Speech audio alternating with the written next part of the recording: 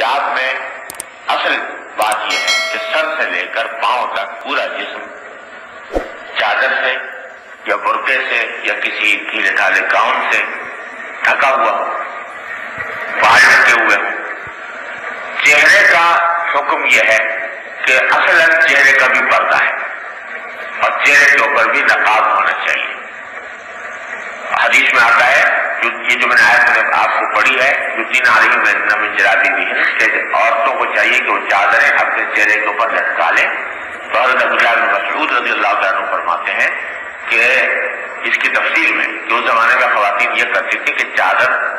کو اپنے اوپر ڈال کر اس کا ایک پلہ چہرے پر رکھ کر لیتی تھی، جس سے آنکھیں کھلی رہتی تھی اور باقی چہرہ چادر کے اندر ڈھکا ہوا ہوتا تھا۔ تو اصل طریقہ حجاب کا یہی ہے۔ البتہ کیونکہ ضروریات پیش آتی ہیں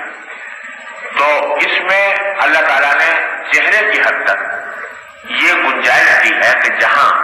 کہیں شدید ضرورت ظاہر ہو چہرہ کھولنے کی، تو اس وقت میں چہرے کے صرف چہرے اور گٹوں تک کھولنے کی اجازت ہے جہاں شدید ضرورت ہو، باقی جسم جو ہے اسی طرح ڈھکا ہوا ہونا چاہیے۔ اصل حکم یہی ہے کہ پورا جسم چہرے کے سمیت ڈھکا ہوا ہو، لیکن کہیں بہت شدید ضرورت ہو تو پھر چہرے کو بقدر ضرورت کھولنے کی گنجائش ہوتی ہے، لیکن وہ بھی سخت حالات میں جہاں کوئی اور راستہ موجود نہ ہو۔ پھر یہ ہے مختصر احکام حجاب کے۔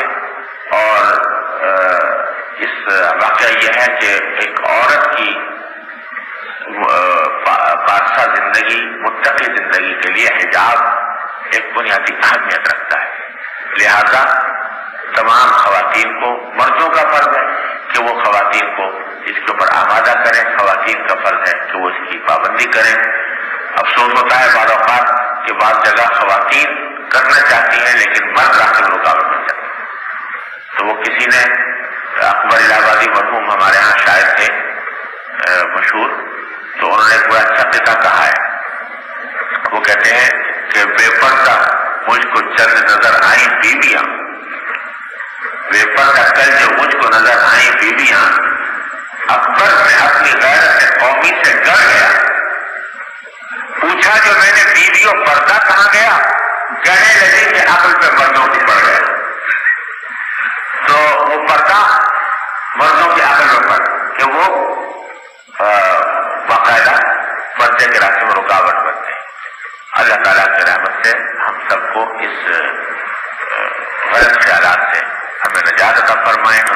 اور اللہ کے رسول صلی اللہ علیہ وسلم کے احکام کے مطابق زندگی گزارنے کی توفیق عطا